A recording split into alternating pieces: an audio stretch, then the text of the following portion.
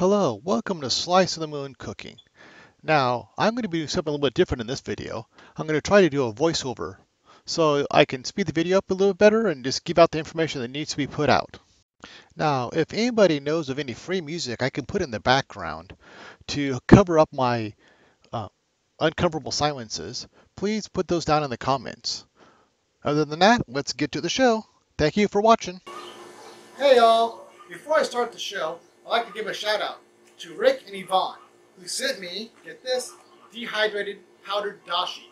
I love this stuff. Thank you for sending it to me. And now that I have the address here, I know where to get more. So I want to thank you guys so much for doing that for me. And let's start the show. Good day, all. Welcome to Slice of the Moon Cooking. Today, we're going to cure up some bacon. This is one of my last of my indoor projects before I head off to that big 4th of July weekend. Now this here is 10 pounds of pork belly. It's been skinned, and now I need to cut it in half so I can fit it into my curing bucket. As you can see, the bacon's just a little bit bigger than my bucket. So here we go.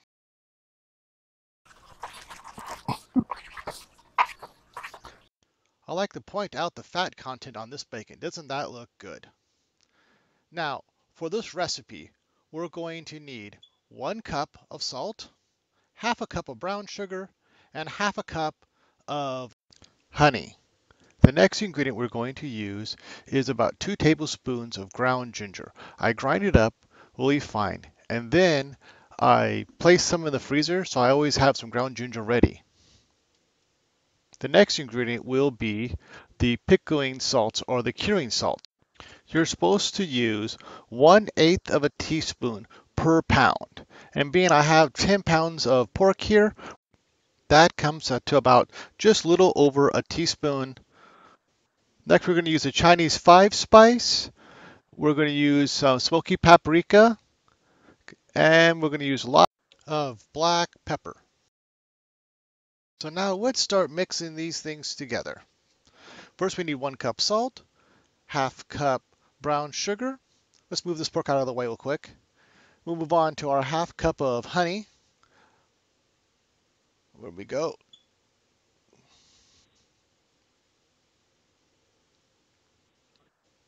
Once we get that in there, we'll move on to our ginger, which is about 2 tablespoons of ginger. The black pepper will be to taste, so just add some of that. Next, we're going to do some of our smoky paprika to taste. And then we're going to use our Chinese 5-spice to taste. Now, each of these is supposed to be about 2 tablespoons, but that's okay. So now we're going to add our curing salt. I buy them in these little packages. They're pretty fun and easy to get. Now we're going to use just over 1 teaspoon of these curing salts.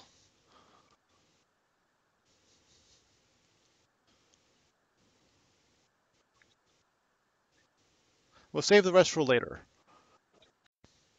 Let's do a quick stir on these things. I love the smell of the 5-spice and the ginger all working together. It makes this a really nice sweet bacon. Now we need to do a little cleanup before I smear all this over onto the pork belly. So let's do that real quick. Now you want to get a good even mixture of this. Spread it gently across the pork belly as you can. I start on the fat side to get all the spice rubbed right deep inside. Now you want to get a nice smooth layer so you don't get any hot spots or cold spots where you're over seasoning or under seasoning it. So you just push it around, get it all in the nooks and crannies. I'm going to flip it into our bucket here. Now we're going to push this all into the bottom, get it all smoothed out. Now I'm layering them with the fat side down, so all the seasoning worked all the way in. We're going to do last of the rub here, and then we'll be finished with this little section of what we're doing here. Now you smooth out all the rub, make sure it's all in the proper places. Don't want to use up all the extra we have. We're going to throw the lid on this, and we're going to put it in our refrigerator. Now every day for the next 7 days, we're going to have to flip each piece on top of each other.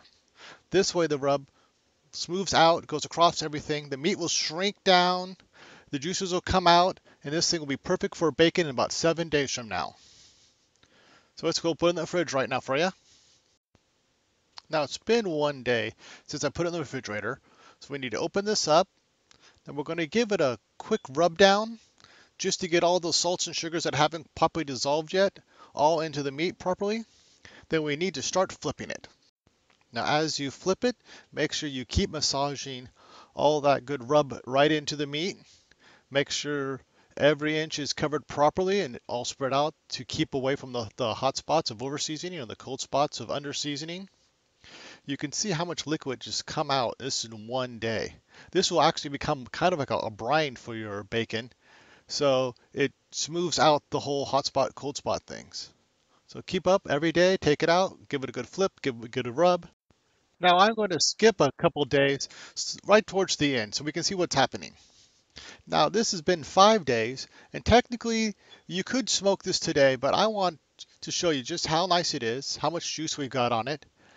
But I'm going to wait 2 more days. I like curing my bacon for about 7 days. It gets everything nice and pulled together and makes really good bacon. But if you want, you can do it within 5 days. So let's go 2 more days on. So tomorrow I'm going to smoke this. So tonight I need to prep it.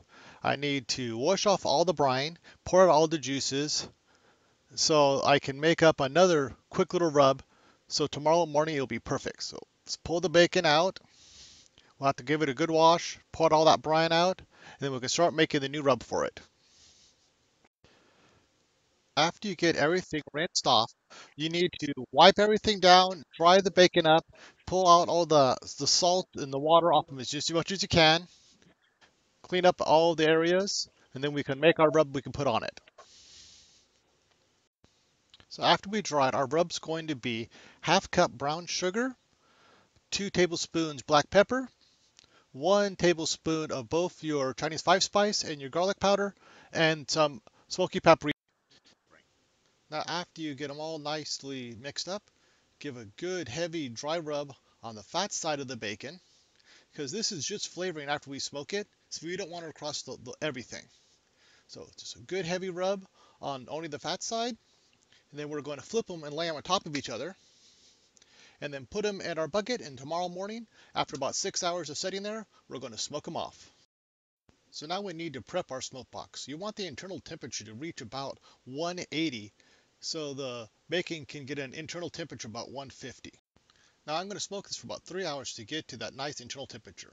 I'm going to take my smoke box here, and I'm going to put my wood chips that I've been soaking for about 2 hours right inside. I'm using Applewood chips right now, but you can use anything you want. Add a little water so it smolders and smokes and puts out some good steam. Put it right top of your heat source, and now you're ready to plug it in, put your grate on, and smoke some bacon. Now, as you put your bacon into the smoker, you want to leave some room so the smoke and steam can get around them. I'm actually squeezing them in a little too tight, but as they shrink down, the smoke should go around them nicely. Get everything all tuned up, put your cover on, and then we're going to come back and throw in our thermometer so we can take the internal temperature. Now I'm putting it right through the hole here so it actually sticks into the bacon underneath. Okay, this has been going for about 2 hours now. You can see the bacon is all properly smoked off. The internal temperature was 153. And I'm going to pull it out here for you so you can see just how great this bacon looks. I need to let it cool down, so then I'll start slicing it off. Now, the higher powers have told me that letting it cure for 7 days makes it a little bit more salty than what they like. So my next recipe, I'll probably cut back the salt just a little bit. Well, thank you again for watching my video. I had fun making it, and I hope you had fun watching it. If you'd like to see more videos like this, please subscribe, and we'll inform you when I make new videos, and we can have fun together. Thank you.